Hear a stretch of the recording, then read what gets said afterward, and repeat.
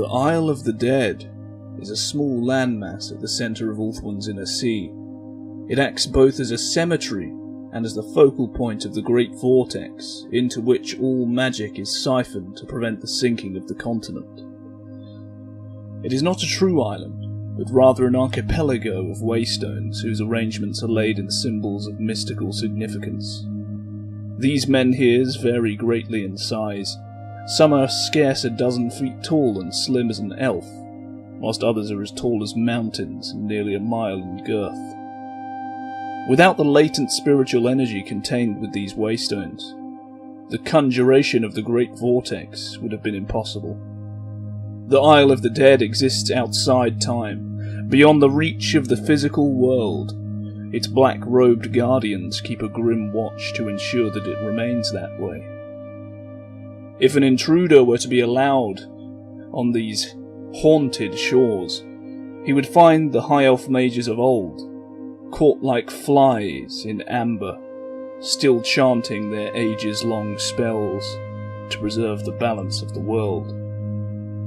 The Great Vortex is a vast magical maelstrom created by the High Elves as a means to absorb all of the excess magic within the world and banish the demons of chaos from this plane of existence. ULTHUAN is spanned by a network of waystones, towering rune-carved menhirs that channel and redirect the winds of magic. Each waystone collects the raw power of chaos and directs it to an inward neighbour. Thus are the magical energies of the world inexorably drawn, like the waters of a whirlpool, to ULTHUAN's heart. There the magic is drained from the world by the Great Vortex, the last and most brilliant enchantment of Caelador Dragon Tamer. The Great Vortex is centred on the Isle of the Dead, the ancient memorial ground of the elves. Despite this Great Vortex, the magic has left its mark on ULTHUAN. Strange lights flicker in the skies, beautiful voices dance upon the wind, and waterfalls resonate with otherworldly music. Indeed, ULTHUAN's entire being is now sustained by magic. During a time known as the Sundering, the continent was racked and shattered, its remnants saved from the hungry sea by desperate enchantments. Only by harnessing the vast power drawn in by the waystones can the elves ensure that ULTHUAN is not swallowed up by the ocean. When Anarion first defeated the forces of chaos at the shrine of Azurian, Caelador was among the first to proclaim him as the chosen champion of the god.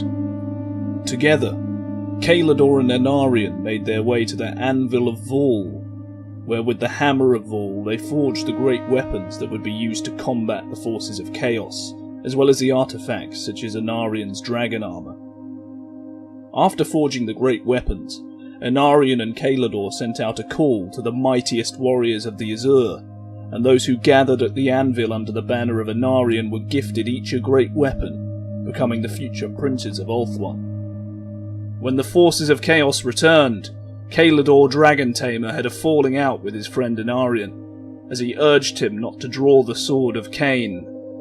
The great mage foretold that drawing the sword would cause a great sorrow to the Azure and all of Anarion's line. While Anarion carried on the bloody fight against the forces of chaos, Caelador Dragon Tamer set up a plan to use the ancient waystones around ULTHUAN to drain off the chaos energy of the Aether, which was spewing into the world from the collapsed chaos gates at the poles, enabling creatures of the realm of chaos such as demons to manifest in the physical world with ease and assault the elves.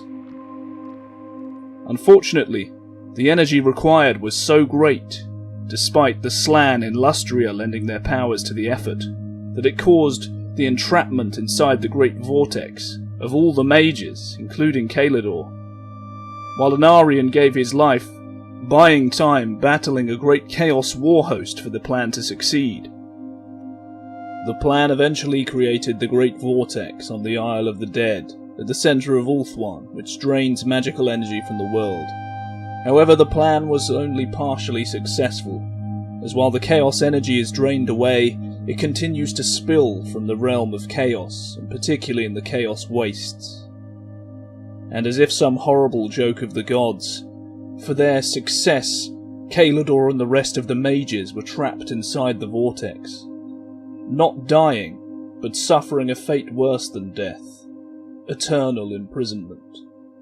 To this day, they are trapped in the magical great vortex that keeps their energies at bay on the Isle of the Dead, unable to die, and unable to free themselves without undoing the work that they have wrought.